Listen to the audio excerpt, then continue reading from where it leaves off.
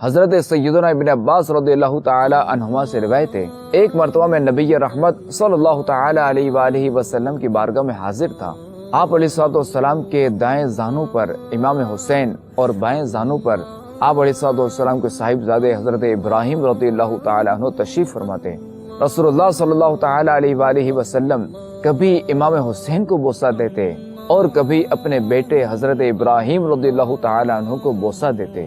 اسی دوران حضرت سیدنا جبریل امین علیہ السلام اللہ کریم کی بارگاہ سے وحی لے کر حاضر خدمت ہوئے۔ جب وہ رخصت ہو گئے تو رسول اللہ صلی اللہ تعالی علیہ وآلہ وسلم نے فرمایا، میرے پاس جبریل امین اللہ کی طرف سے یہ پیغام لائے تھے کہ یا رسول اللہ، آپ کے رب نے آپ کو سلام کہا ہے اور فرمایا ہے کہ وہ ان دونوں کو آپ کے پاس جمع نہیں فرمائے گا۔ آپ علیہ السلام ان میں سے جسے چاہیں اختیار کریں۔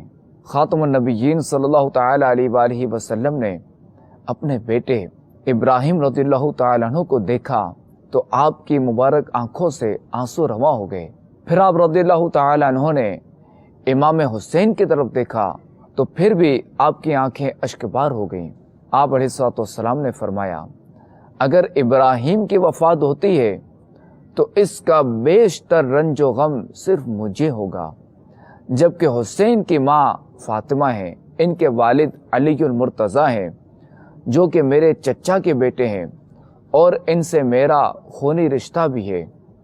اگر حسین کی وفات ہوتی ہے تو میری بیٹی کو بھی دکھ ہوگا، علی المرتضیٰ بھی غمزدہ ہوں گے، اس کے علاوہ مجھے بھی اس کا دکھ ہوگا، لہٰذا میں اپنے غم کو ان دونوں کے غم پر ترجیح دیتا ہوں۔